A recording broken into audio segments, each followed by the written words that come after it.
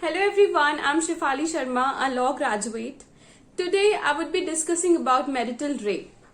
Marital rape or spousal rape means an act of sexual intercourse which is done by one spouse against the will or without the consent of the other spouse. Okay, here spouse is your husband and wife, your legally wedded partner is called your spouse. Against the consent or without the will is an essential ingredient in order to constitute this offense. Now, marital rape is an issue these days. I see various posts on various social media platforms.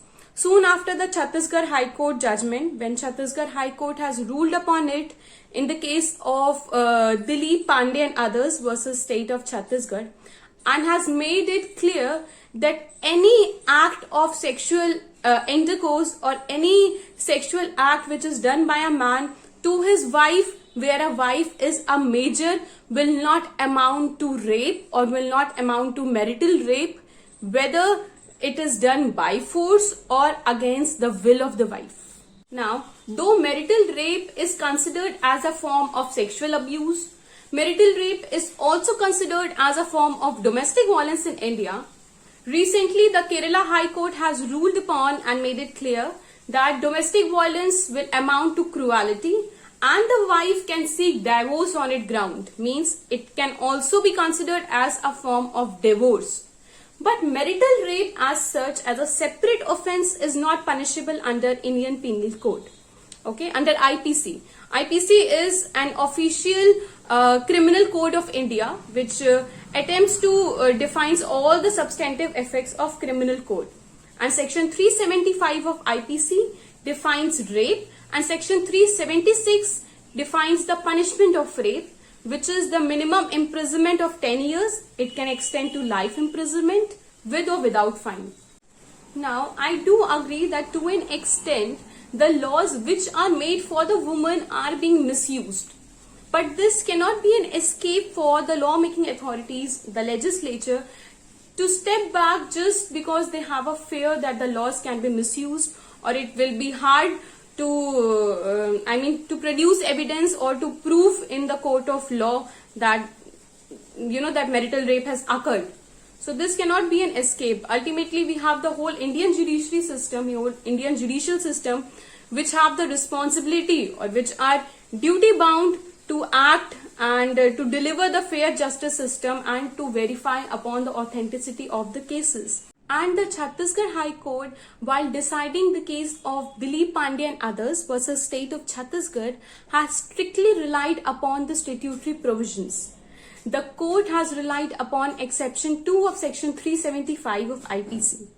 See, I told you that section 375 of IPC defines the offense of rape. And the exception 2 of section 375 says that if a man commits any sexual act or any sexual intercourse with his wife when the wife is below 15 years of age, it will amount to rape. Okay, if any such act is done with the wife, only if she is below 15 years of age, the man will be convicted and will be prosecuted for the offense of rape under section 375. But there is no such provision mentioned for the woman and the wife who is above 15 years of age. Accordingly, the Chhattisgarh High Court in the mentioned case has framed charged under section 377 of IPC. The court has relied upon the provisions and made it clear that if the intention of the offender is to derive unnatural sexual satisfaction, then section 377 will be attracted, and accordingly the offender in this case was punished under section 377. Now, what is section 377? It talks about unnatural offenses. Okay, any such sexual act which is against the order of nature done with the man, woman or the animal will constitute the offense of unnatural offenses.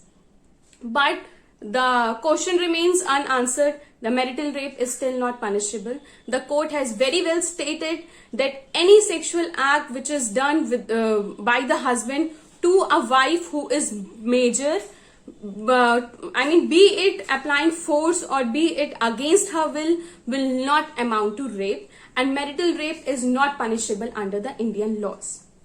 Well, I would like to take a stand on it that a rape is a rape, whether done with a married woman or an unmarried woman, and it should be made punishable. I totally agree with the recommendations which were made by the Justice Verma Committee in the year 2013, where it was recommended that exception 2 should be eliminated. The Justice Verma recommendation, which was made in 2013, stated that the relation of the offender and victim is immaterial.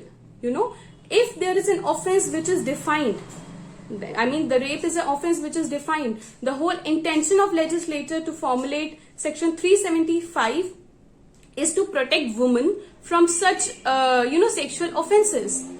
And how come the women of below 15 years are protected and above 15 years, just because they are married, are not protected? This not just goes against the legal and human right, but also goes under or against the fundamental right of such married women above 15 years of age. So even I rely upon and believe that the relationship of the victim and offender is immaterial. An offense is an offense done with a married or unmarried woman. So that was all from my part today. Thank you. Have a great day.